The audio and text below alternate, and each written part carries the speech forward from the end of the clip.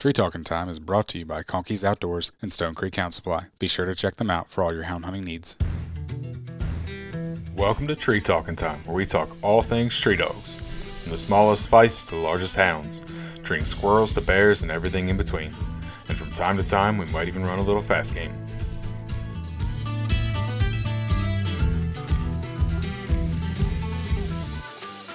Welcome back to another episode of Tree Talking Time.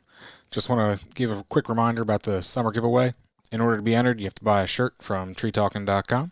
If you've purchased a shirt from me at any point in time, from the very first sales at W all the way through now at treetalking.com, you were entered. Otherwise, make sure you get over there and buy your shirt to get entered.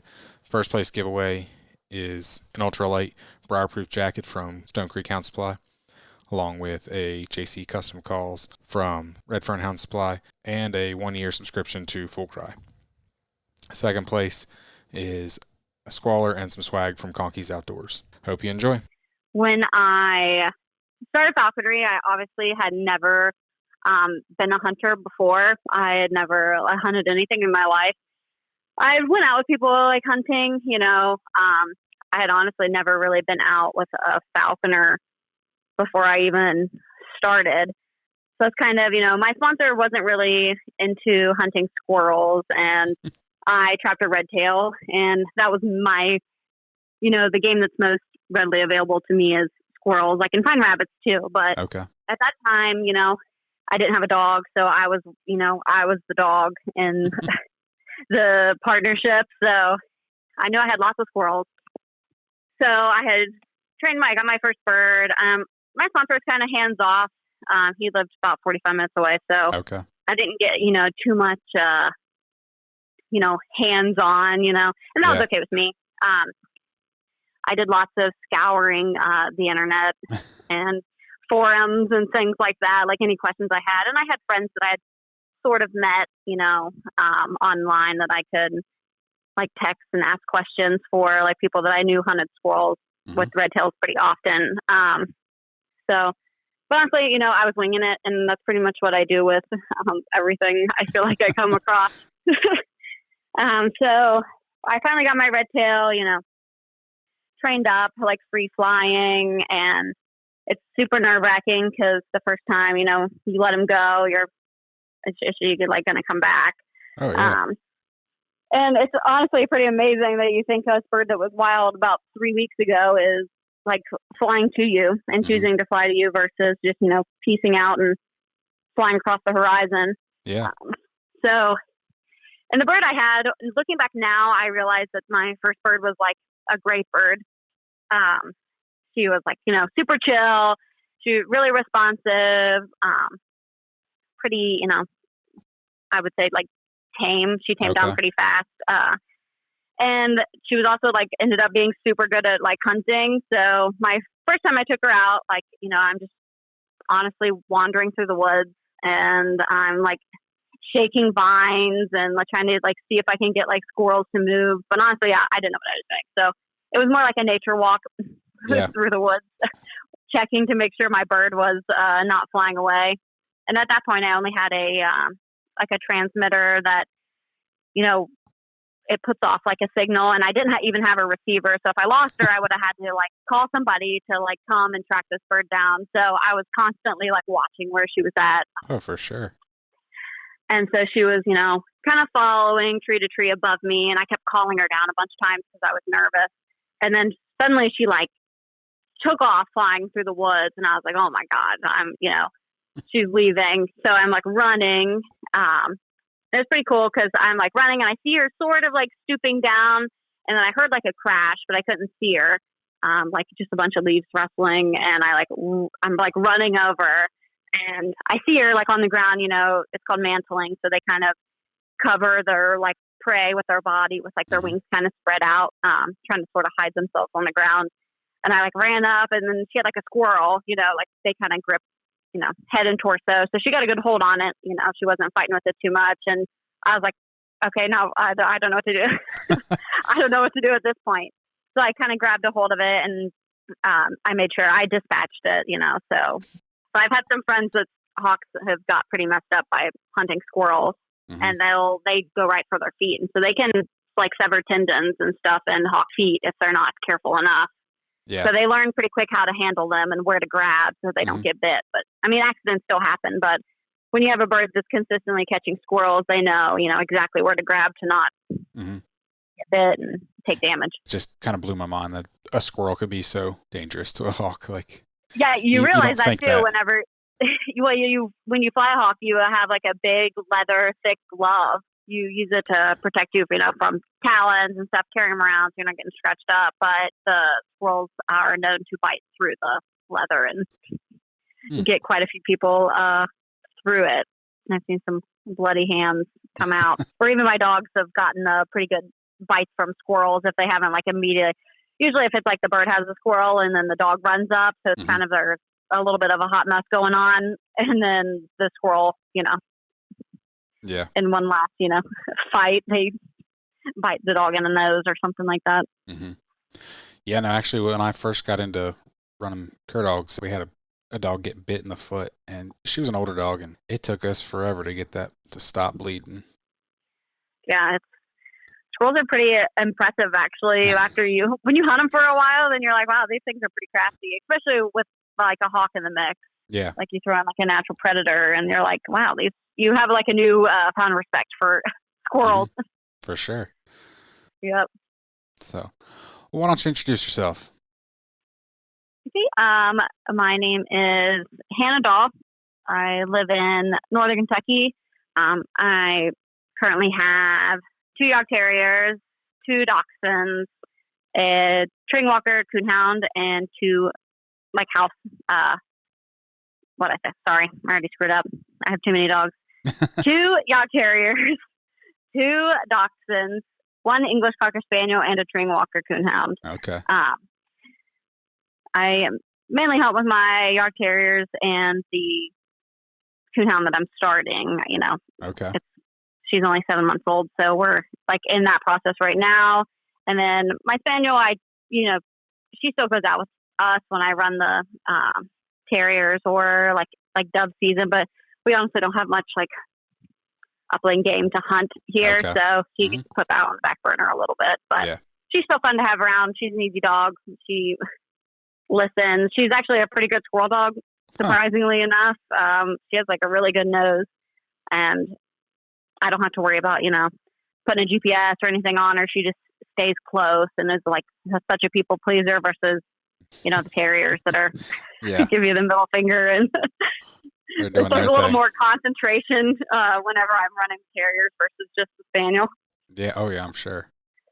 I'm going on I've been a falconer since 2015. So this is going to be my 9th year being a falconer. I mainly fly red tails on squirrels and occasional, cottontail.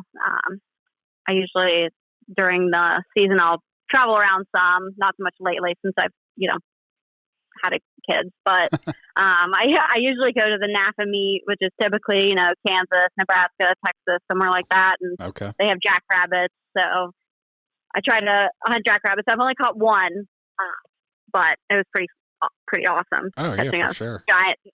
Giant jackrabbit with a hawk. So what got you interested in falconry in the first place?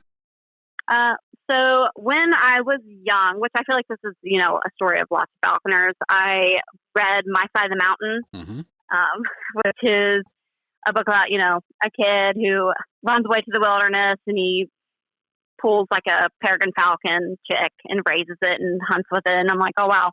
I always thought that was really cool. I was always like an animal kid.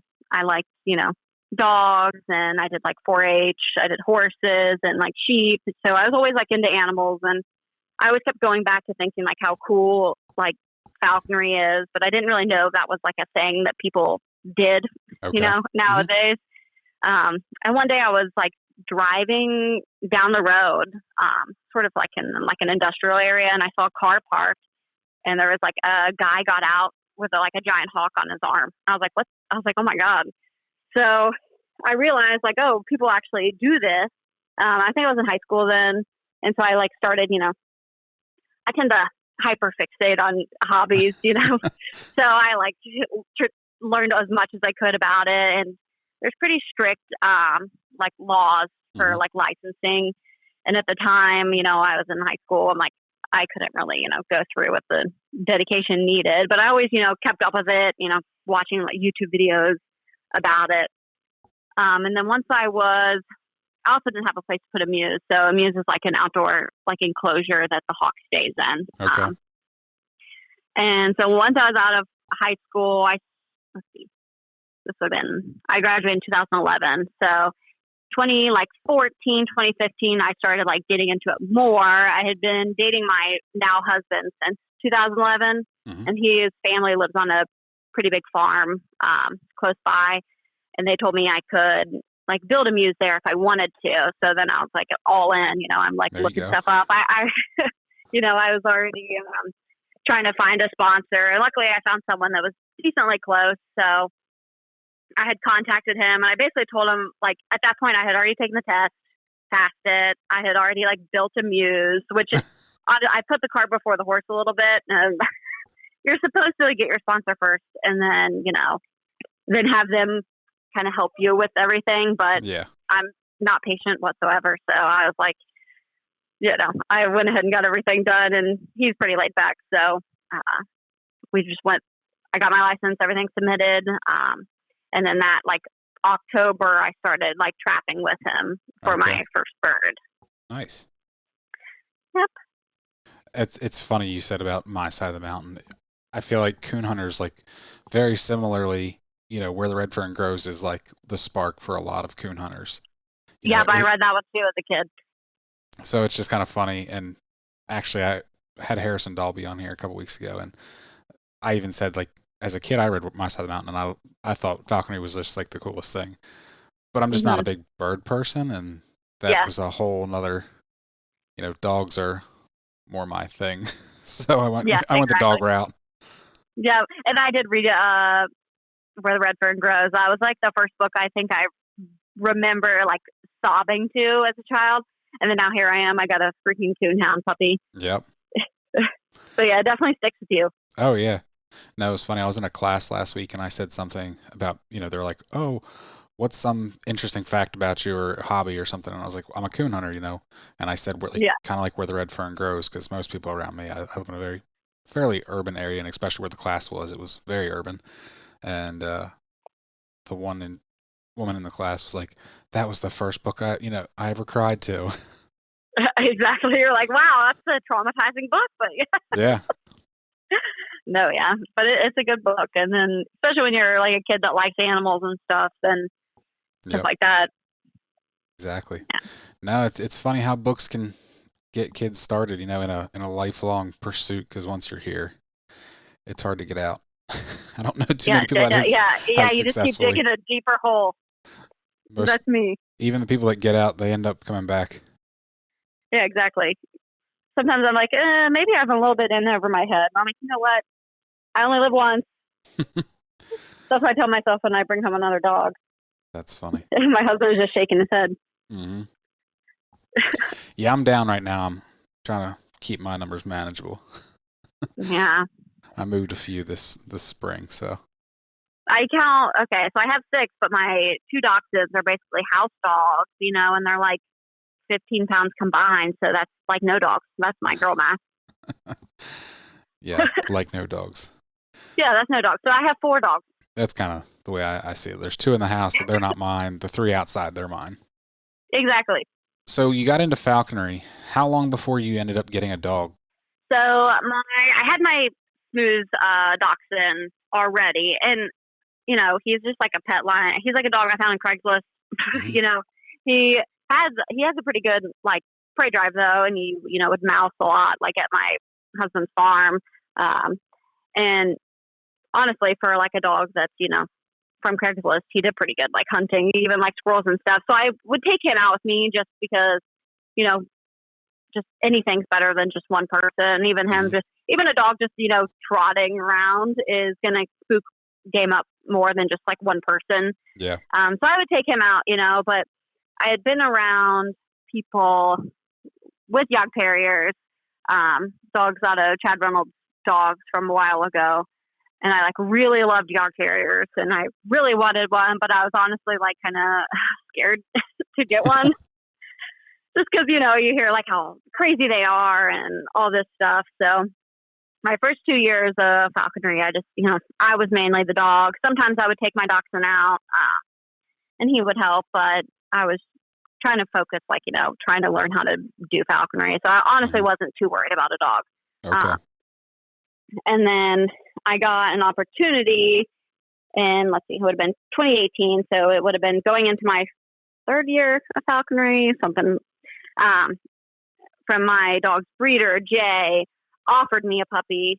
And I obviously I couldn't say no. So I agreed to it. So he was born in July, so August, let's see. Yeah. So about like September, I got him, which is my dog Roach. Okay.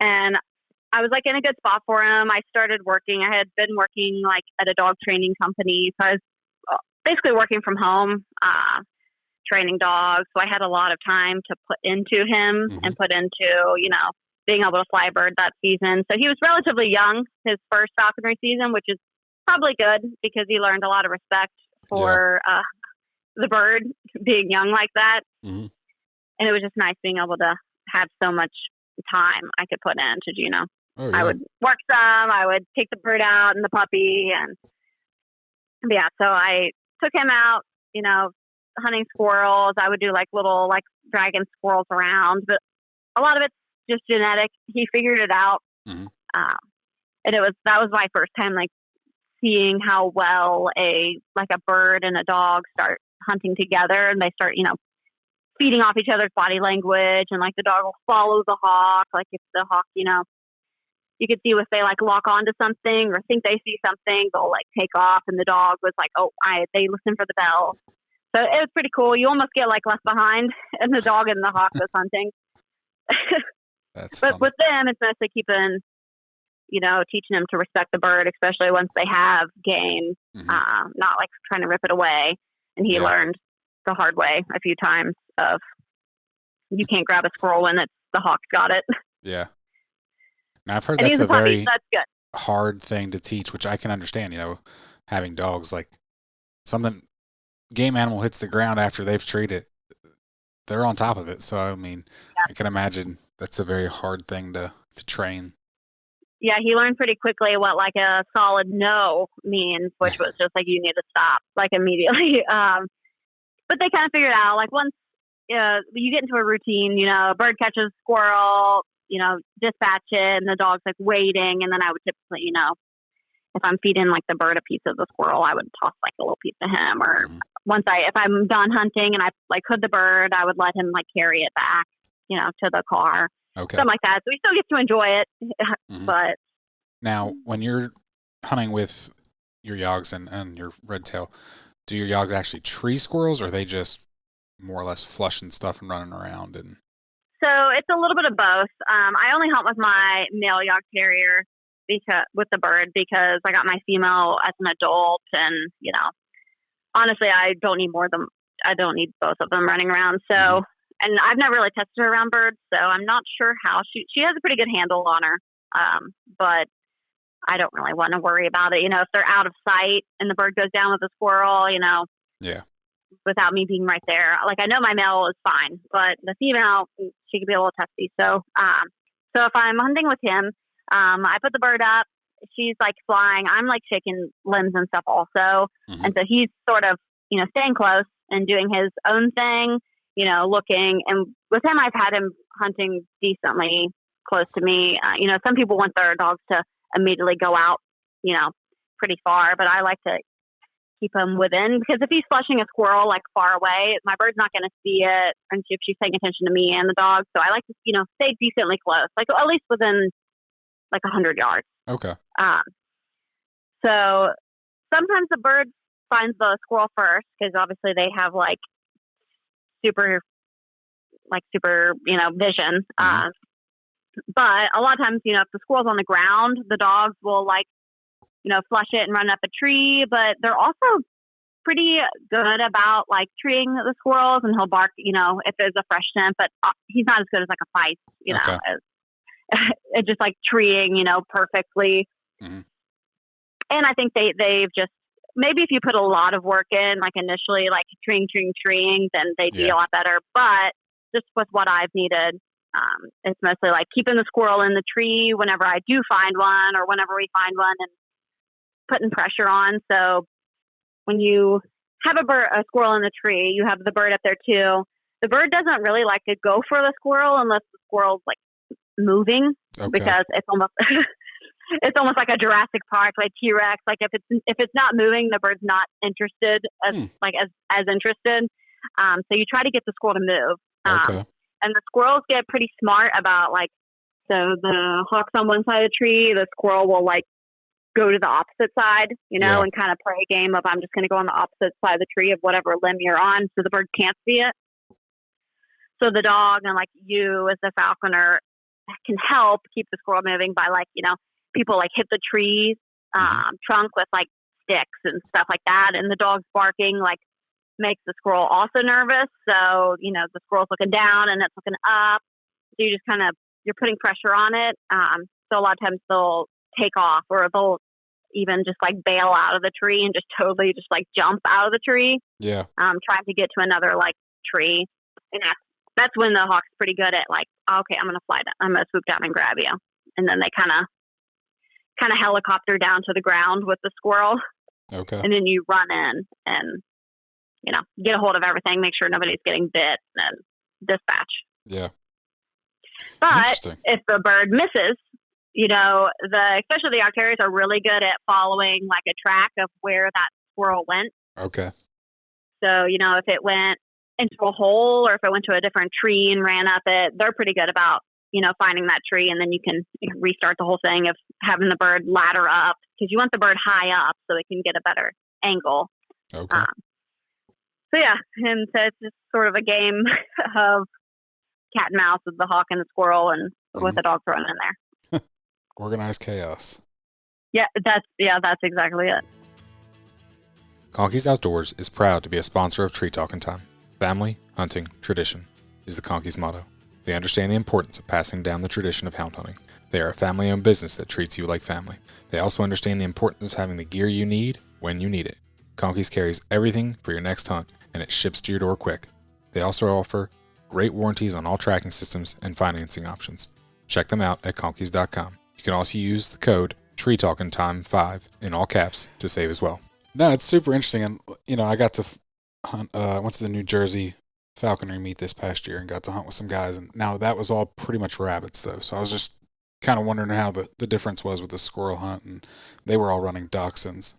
Personally, I like hunting squirrels a little bit more. I think if it's more interactive as hunting rabbits is fun too. But especially where I'm at, our brush is so thick where rabbits are. The bird just sits up in a tree, and you'll maybe flush a rabbit that you can see, but a lot of times it's just you're walking through waist high stuff, and the bird sees something that you don't even see, and will just crash down into the brush. And maybe grab it. Maybe you'll hear a rabbit squeal, and then it's got it. So you try to fight through a bunch of thorns and get over there and army crawl to the bird underneath a bunch of brush. But personally, I like squirrel hunting better. I like being able to see the flight a lot better. I like seeing how the bird and the squirrel interacts, and it's fun. It's a little more fun for me. No, I think it sounds really interesting, and I mean, eventually I'd like to see that as well. I like hunting with any sort of good dog, and I think throwing the bird in there just is very interesting. Like I said, I read my side of the mountain, and I always thought it was cool. Just not something I'm A, have time for, or B, I think I really don't. Not something I really want to dedicate the time to, because it certainly seems like takes a lot of time. Yeah, it does. But I've gotten to the point now where, I got into falconry, and then I got the dog, and with Roach, I've gotten almost more into the dog work aspect of it. And I enjoy watching him do his thing with the bird. Of course I like the bird, and that's awesome, but it's fun watching my dog do, what he was bred for. Yeah. and having fun with that, which that's how it kind of, that translated over to me like hunting other things with him because, he's got the genetics in there of he's going to see a hole and he's going to, go down it. And he's pretty scrappy. So then, I started hunting other things. So what all else do you hunt with roach? So I mainly hunt, the squirrels, rabbits when I'm doing falconry. And then when I'm not doing falconry, I hunt groundhogs and raccoon with him. Okay. Yeah. And I do that with both my terriers. So I hunt both my terriers on groundhog and raccoon. Okay.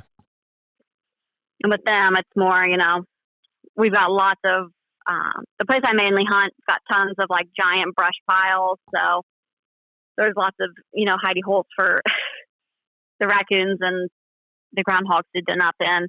I have like a digging collar and I put it on them, but where the places I hunt, I don't really have to actually dig to them, which is good because I'm usually by myself. And I just know it would be a hot mess of me trying to dig my dog out by myself. Yeah. So usually it's brush piles and I can kind of, move stuff around and get to them when they have something, or if I know they have something pinned in there, I can sort of clear the way for them to get in there. No, that's super interesting. Like, and I think having a terrier would be awesome. Once again, we circle back to this whole time thing, and there's only so many hours in the day, and so maybe once my kids get a little older and I have a little more time, I'll end up with something else. Yeah, they're super fun. They're not. It's either, I feel like with a terrier, especially a Jagd Terrier, it's either you hate them or you're like all in. It's totally one side or the other. Like, oh wow, these dogs suck. They're psychos. Or you're like, okay, these things are pretty fun. Yeah. And that's where I was at. And mine are, also I keep mine are house dogs. So I expect them to behave in the house. You're not allowed to just be a raging lunatic all the time. Mm-hmm. So you got to behave in the house. Mine can be relatively good. And my male Jagd Terrier, I put so much work into him as a puppy. He's like extremely smart.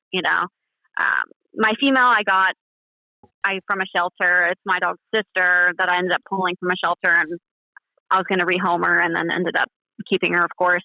Okay. I got her as an older dog, so honestly, I taught her to come back, and really, that's it.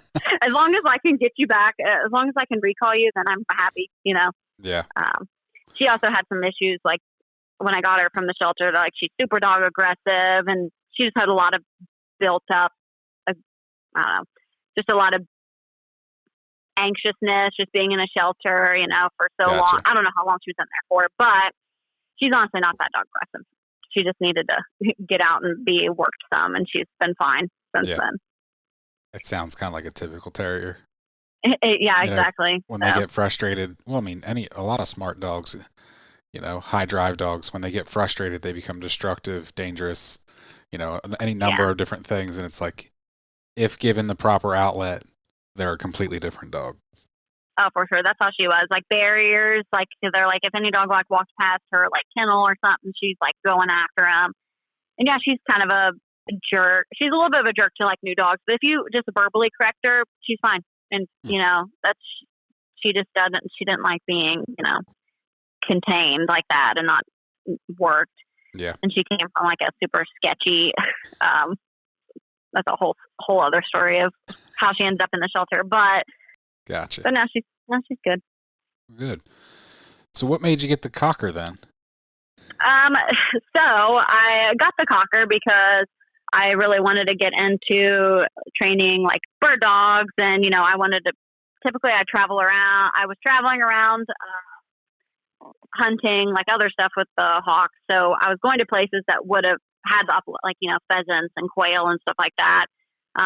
So this was the beginning of February of 2020 was when I decided to get the spaniel. So I had put a deposit on her, and then March of 2020, I got her, and then I found out I was pregnant a week later.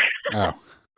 So that put a little bit of damper on things for her. And it was like 2020, it was just, everything was canceling, like that fall of, dog stuff. So I didn't really get to work her anyways, but she's a great little dog. I can't. She's a typical cocker, just like super happy, go, go, go all the time. Mm-hmm. I thought terriers had a lot of energy until I got like a field bred cocker, and this thing, she's like an Energizer bunny. I've never seen a dog with this much energy, but she's very biddable and listens, so it's perfectly manageable. It's just, if I let her just pace around, she would. And she's great. I've taught her all the like things, like, she'll retrieve whatever, and she has like a great like pattern, like working, and I've done some hunt tests with her and stuff like that.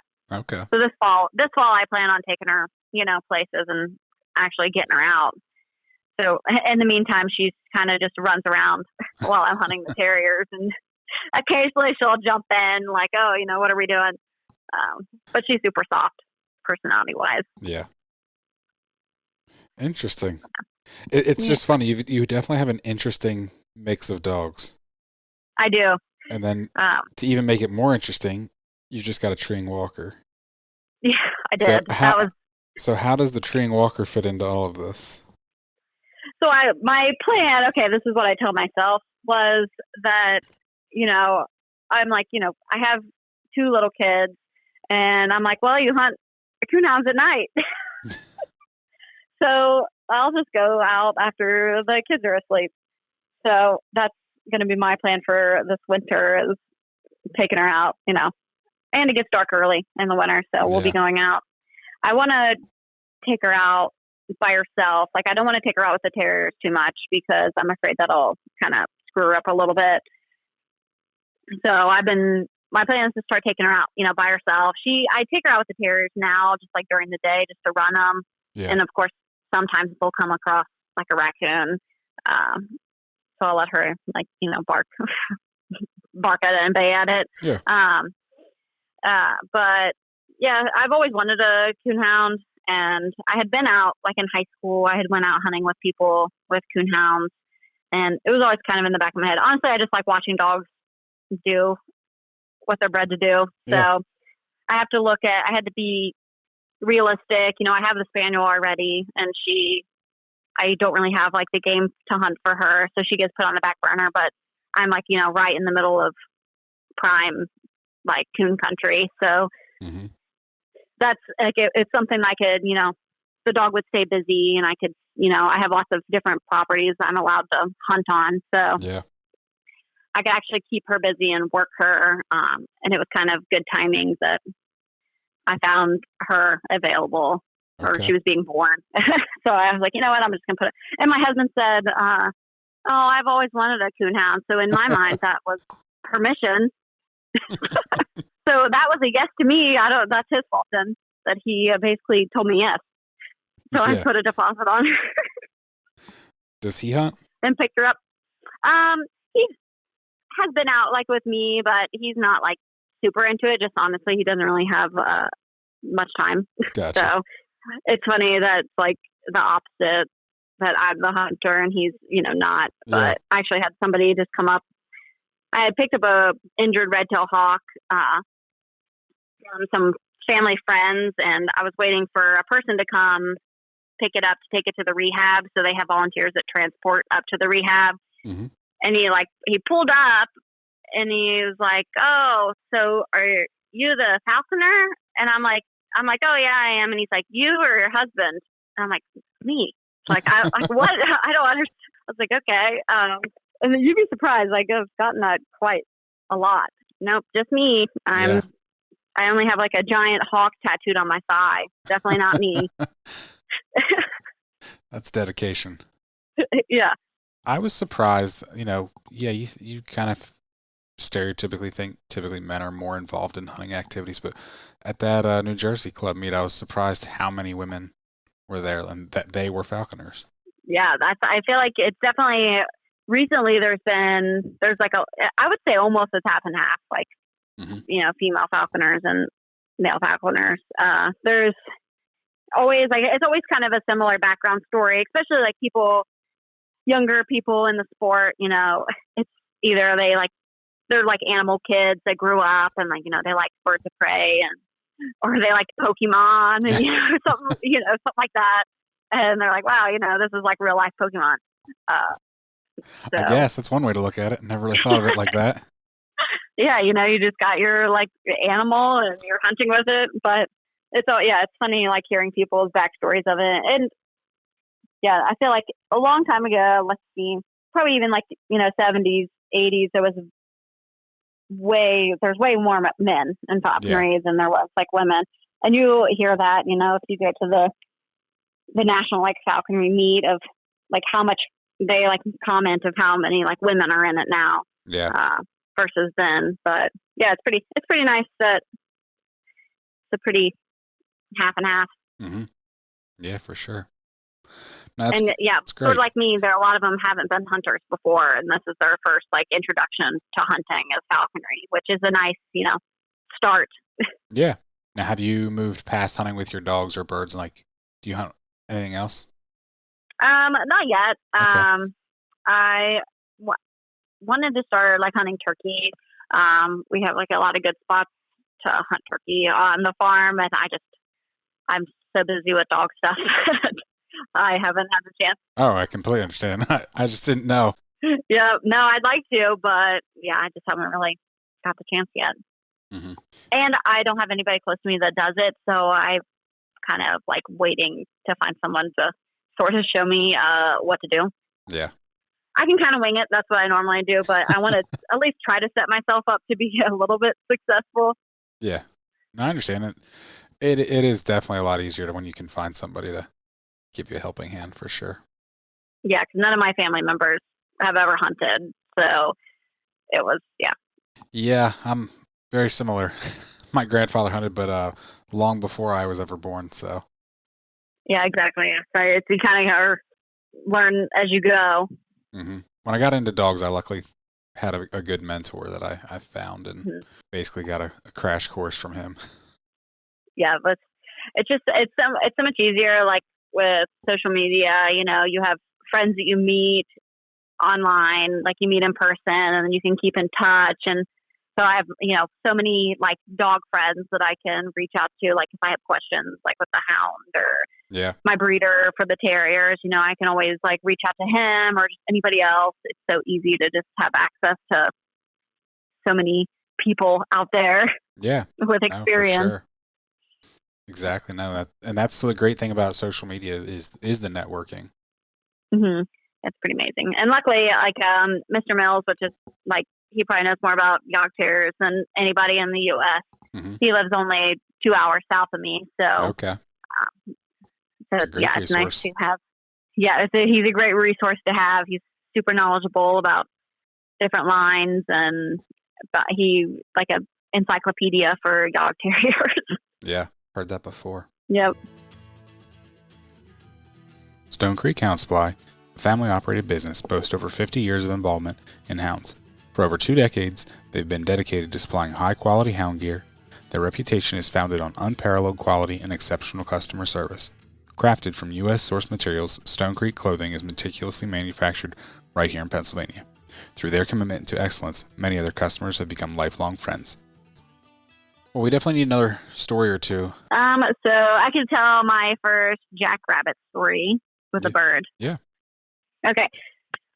So let's see. It would have been the NAFA meet of 2022. So I didn't go to the one before because I had a baby. Or I had a 2-year-old. So this NAFA, I was 20 weeks pregnant. I drove 14 hours to, let's see, where was it? It was in Lubbock. I don't even know. They're always in the same area. So it's somewhere, in that area.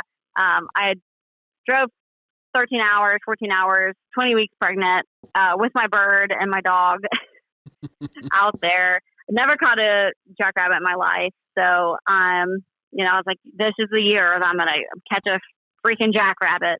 And it's hard because, first of all, I have my birds are from Kentucky. Yeah. We don't have anything that big. So a jackrabbit's huge. I never had realized how big they are until one year I went out flying my friend that has an eagle, and I saw like a jackrabbit kick up, and I'm like, oh my god, that thing is ginormous. So we're flying like this. It was kind of like a college, like agriculture campus, Okay. sort of. And so I had my red tail. It was a second year bird, so I had her. This was her second season with me, and she was pretty gamey. You know, she was hungry. She was like ready to go. I had her like weight perfect. I was like, okay, this is going to be the day. You know, we're gonna catch a jackrabbit. So I'm like, we're walking through. So when we hunt the jackrabbits with the birds, you basically line up in like a big line with like your friends or whoever comes along to tag along, and like you are walking with the bird on your fist, because those places it's so open. There's not really a place for the bird to go and sit and, you know, hunt. So you're flying the bird off the fist, which is new for my bird anyways, because my birds never ride on the fist for very long because they're always up in a tree. Yeah. So my birds, you know, where's the trees at? I'm just in like an giant open field. So we're like walking along, and jackrabbits are like magical. I don't know. They just like pop up and just take off running. You don't even see them, and they just jump out of like nowhere. It's almost like they teleport. I don't know. So a jackrabbit like kicks up and just starts like taking off, and my bird sort of, you know, looks at it like, is this, you know, something that I can chase? And she's like, yeah, you know, I'm just going to go for it. So she takes off after it.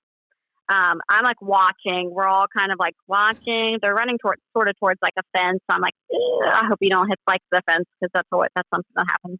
Yeah. So she goes up over it, like into like a field of like cut like cotton. It was like cotton stalks that had already been like cut.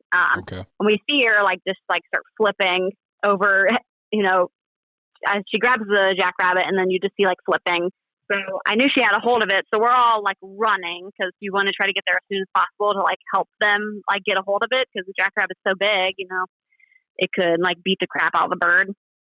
So I'm like 20 weeks pregnant, running after a jackrabbit and a bird through a field. I didn't even know how. I got like superhuman strength at that point. I don't know what happened. So I'm like running after my bird. I finally like someone beat me there, obviously, because I was fat. And they ran up and grabbed it, and the bird was like looking at the jackrabbit like, what even is this thing? So she's like panting, because she just flew, you know, and wrestled this jackrabbit to the ground. And I was sort of like, oh my God, like I can't believe like she actually, you know, like got it. So I'm like, I got a hold of the jackrabbit, and we like dispatched it, and then I just let her eat up on it, because, you know, I'm rewarding her for putting the work in. But it was pretty fun, and seeing my bird catch my first jackrabbit while I was also 20 weeks pregnant, running through a field with like 10 of my friends. So they all got to see it. And it's fun actually seeing, you know, falconry is a lot of like, you're flushing, and like the bird honestly misses a lot in falconry. Yeah. You know, it's not like gun hunting that you're shooting them down pretty quickly. Yeah. So that was pretty amazing. No, that certainly is. And like you said, a red tail from Kentucky that's never seen a jackrabbit, you know, something that big, and is more used, it's not even used to hunting a lot of cottontails. It's more used to squirrels. Yeah, honestly, yeah, we catch a couple of cottontails a year and way more squirrels. So that is definitely impressive. It was something else. But yeah, I went to the NAFA meet, which is the falconry meet, like many years, and I've never like really caught one. But honestly, I like going just to like watch other people's birds fly, because I see a red tail fly all the time. When I go to the falconry meets, I can watch, you know, like goshawks and eagles and like people fly their falcons. So yeah. I kind of put like flying my own bird, honestly, on the back burner, because I want to see all the stuff that I don't get to see where I'm at. Yeah, for sure. No, I'm the same way. Like I go to a lot of hound events, and it's like, I don't bring a dog. I'd rather just go see other people's. Yeah, it's a little more laid back when you don't have to worry about your own stuff. You're like, you know, I just want to watch these people do their thing. Yep. So you travel around to the NAFA meets. You travel around to terrier trials. Yep. Are you going to be traveling around to coonhound events too? do the I night want hunts? to. That's my plan. We'll see how my puppy turns out. I mean, she seems like she's doing. I have nothing to compare it to. Obviously, this is my first coon hound at all that I'm like training. Hmm. But she seems like she's just hit 7 months old. So I have to tell myself, she's only 7 months old right now. Oh yeah.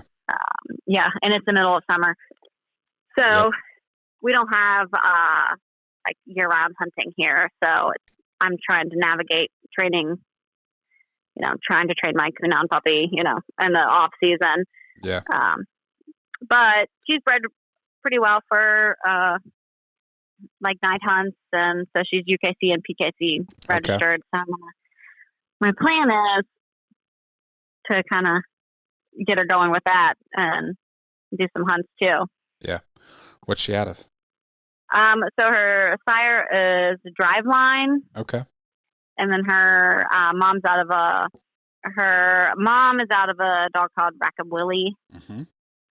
and so yeah, she's got pretty good genetics, and I can tell like she knows what to do. Yeah. But it's kind of the hounds I've noticed they're a little more slow maturing than the terriers.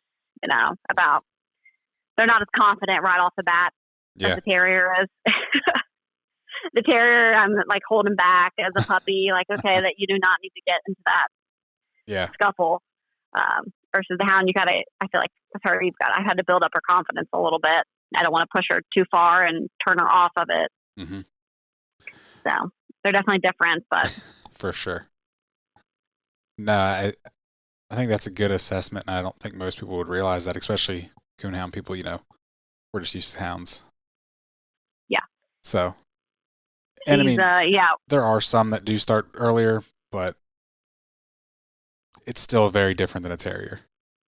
Yeah, my terrier, I was even told by his breeder, don't even let him mess with like a raccoon or something, something a little harder until he's like a year old. And here he was at like 8 months old. He found like a raccoon in like a creek. And so I'm trying to get him away from the raccoon. I'm like, you're way too big for your britches. You're like 15 pounds. He's probably like 12, 15 pounds at this time. I'm like, you need to calm down some. Yeah. Which honestly, like making them wait a little bit kind of makes them more confident, as they're older now. Yeah. So you don't want them to get, chewed up or something too quick and for sure. be put off. Which honestly, like with my dog and his sister, my 2 dogs, I don't know if that would have made a difference. They're pretty naturally pretty gritty, but not much self-preservation there. Yeah. It's a good thing you don't live in an area with hogs then, by the sounds of it. Oh, for sure. Yeah. My first time I took my terrier to the Texas terrier trial, which is where they have a hog bay. Yeah. I was like terrified because my dog's never seen a hog in his life, and I already know his personality. I already know it was going to be, he was going to be all for it. Yeah. So we took him to the hog bay, and I'll just say there's not much baying. There was no baying. There was just latching on and getting disqualified. I kind of figured that, but just from the way you described him. It was like a rodeo. He was just hanging on, having the time of his life while I was having a heart attack, trying to separate them. And I'm like, I've never been around a pig like that. So I'm like trying to protect myself. It's running at people. I'm like, oh my gosh. I was like, I don't know what to do. I'm trying to get my dog off. So he finally lets go. So yeah, I'm very grateful we don't have mini pigs because I would probably not have. He just turned 6. They both just turned 6, and I do not think they would have made it to 6 years old. Yeah, definitely don't think so. Yeah, maybe if he was younger and I had started like on hogs, so we had like a little bit of respect for him. But he's older and he's confident, so he's I'm just gonna send it. Exactly, but I'd say he is probably the best looking Jagd that I've seen. Oh, I don't know. I feel like I'm a little biased, but I think he is very handsome. I just think I don't know. He is, in my opinion, like he's what one should look like. He's a little different because he's like a high tan, which is, he's got like the tan up his face versus just the points, which it's accepted. A lot of the older breeds that when they were initially bred in, they had the high tan like that. And so it pops up every once in a while. But it's not, he's shaped really nice. He's, compact. He's super smart, and I could teach him literally anything. He's got his quirks, of course. He's kind of a jerk at times, but I feel like that's any terrier, honestly. But yeah, no, he's built really well, and I'm super grateful that I was allowed to have him. And then I end up with his sister too, and she's a really nice dog too. She's been doing like super good this year at the terrier trials. I don't know what got into her that she's decided that she wants to just like kick butt. That's awesome. But yeah, she's doing so far. Yeah, so far she's gotten high point dog of the trial for both trials we've had. Nice. Yeah. You going to the Michigan trial here in another month? I wish. My sister's bachelorette party is that weekend. So she would be very upset if I missed that for as much as I would love to go. But we're going to try to go to Texas in October. Okay.